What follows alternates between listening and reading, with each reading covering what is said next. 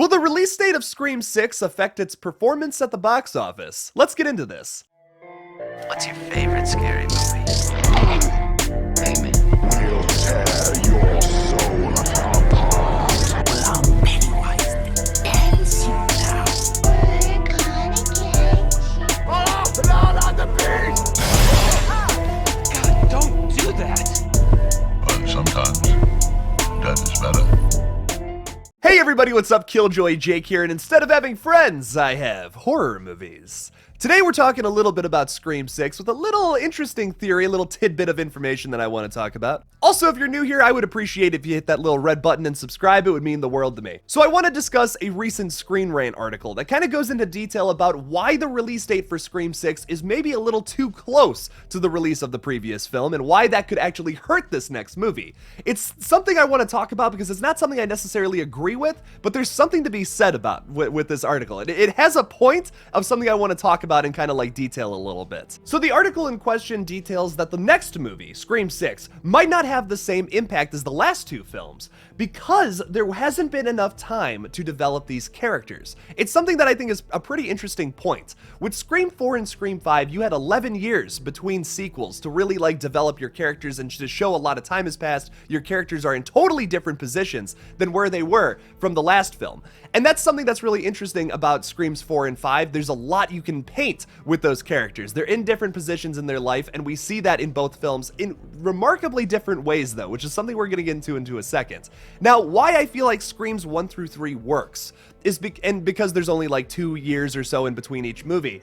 Why I feel like that works is because you're dealing with a Sidney Prescott who goes from high school to college to now being an adult and has a job in all three of those first movies. That works. Those are significant life changes that you can play around with in all three of those movies for completely different reasons. And for that, I think it's very interesting and it works. But then we move into Scream 4. Sidney Prescott is now a published author, which is really interesting. It's one of the first times we see her in the movie. We kind of establish that. That's cool. That's something that we play out throughout the entire Scream 4 movie. And now in Scream 2022, Sidney Prescott has a family with Mark Kincaid. So with this, I feel like it's a little underdeveloped though. I feel like there's a lot of things with all three of the legacy characters that felt a little underdeveloped in that last film that they can expand upon on a Scream 6, which is where I disagree with the Screen Rant article. I feel like in Scream 4, the entire purpose of that movie was to say that Sidney Prescott has fame and it came to her naturally, and some people view it that way. That it's like, oh, Sidney Prescott has all this fame, she can do whatever she wants, she can write a book about whatever and it'll sell.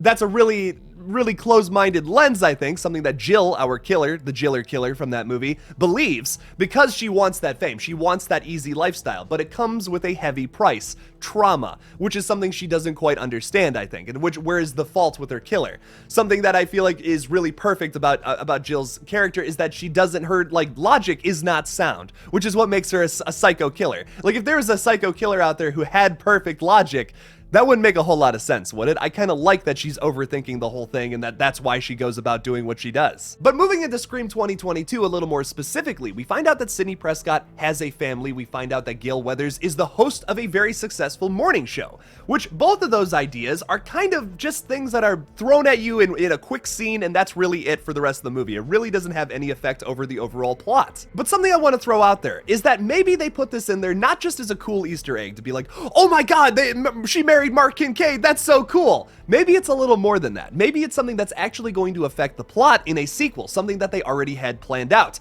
I know in the past I have expressed concern about this film coming out so soon, like did they already have a script? Did they already have plans to make a sequel? I don't know. I didn't really know until I found out this little bit of news. 2 days before the movie even came out, Radio Silence already had plans to start filming in Montreal, Canada, which is something we found out from that Production Weekly news that came out a long time ago about the film possibly filming in Montreal, Canada. Now, where could they go with both Sidney and Gale in the next movie to expand upon what we already know about them? Well, with Sidney Prescott, I feel like we have an opportunity here to have some kind of cliffhanger ending, which I know some people are on the fence about. To me, I think it would be awesome. It would be so completely different for this franchise. And we kind of already know that a Scream 7 is probably going to be in the works. With all of the sequel trilogies we've gotten across the board for just about like every franchise, we've typically gotten a trilogy. The reason, why have they not announced Scream 7 yet? Is it because maybe there's something in Scream 6 that would maybe want you to think that, oh, is a Scream 7 coming? Is it not? It wants to leave us in suspense, I think, honestly. And could it be because Sidney Prescott at the end of 6 is maybe in some kind of dire trouble? Maybe her whole family is at the hands of a ghost-faced killer who may or may not murder everyone in the Prescott lineage. I think it could be a really interesting cliffhanger that doesn't get resolved until a Scream 7, which could be really interesting, really crazy, and something really fun that this franchise has never quite delved into. Now, with Gale Weathers, all that we really know about her is that she's hosting a morning show that's wildly popular that Dewey watches every single morning until his untimely death. But is there more to that than just, oh, hey, cool Easter egg, sweet, Gale Weathers has advanced in her career at up to this point. Now she's at like the zenith of where she could possibly be. Is it just a cool Easter egg? Once again, I say no. I think it's a little more than that. It's setting up stuff for the next film that we're going to explore, because if you would have just given us all of that in Scream 5, there's really not much more you could do with it in the next film. And that's why I'm okay with how vague it was in this last movie, because I'm telling you, it's setting up something for the next film, and they already had plans for this. There's so much evidence for that at this point. I feel like it would be kind of weird if they didn't expand upon it. Something that I feel is just still not out of the question yet, even though a lot of people are kind of pointing in different ways towards the college route for Scream 6, I do feel like we might have a few sequences in New York City. Because Montreal, Canada is most often used for like New York shots, because it's a lot cheaper to film in Canada than it is in New York City. That's actually one of the most expensive places to film your movie, interestingly enough. With Montreal, Canada, we could actually do some sequences where maybe we're on set at Gale's morning show, and we have an entire sequence there. We could introduce new characters that way, possible new ghost faces. That could be the case. This could be a really interesting new setting for the next film. It's something I've talked about in the past before, something we're kind of leaning away towards, because we're starting to think that this new setting is going to be a college set film, which I'm not against, as long as they don't just make this a remake of Scream 2. I'm okay with the college setting. It makes sense for some of our characters. We have Mindy, Chad, and Tara all possibly going to college. That's in the state of their life that they would be in this next film, so that's why I'm kind of okay with that. As long as they don't follow the same route as Scream 2, I'm all right with it, but I would like to see some New York sequences too, because I think that would be fun, and it would make a lot of sense for them to film in Montreal. Keep it all in the same place. You could film on McGill University, which is highly rumored to be one of the filming locations for this next film, but then also film it in like downtown Montreal, which actually does kind of look like New York City. So if they wanted to do that, and they wanted to have some shots with Gale Weathers in New York, maybe the new characters in some kind of college town, that could work for me. And then maybe somehow they get together and they're fighting Ghostface. I would be okay with that. But I want to hear what you guys think. Do you think that this film is going to suffer because it doesn't have that 10-11 year gap to develop its characters and then kind of talk about a lot in the next film? Or do you think that there's just not enough that was expanded upon in the last movie that they could expand upon in a possible Scream 6?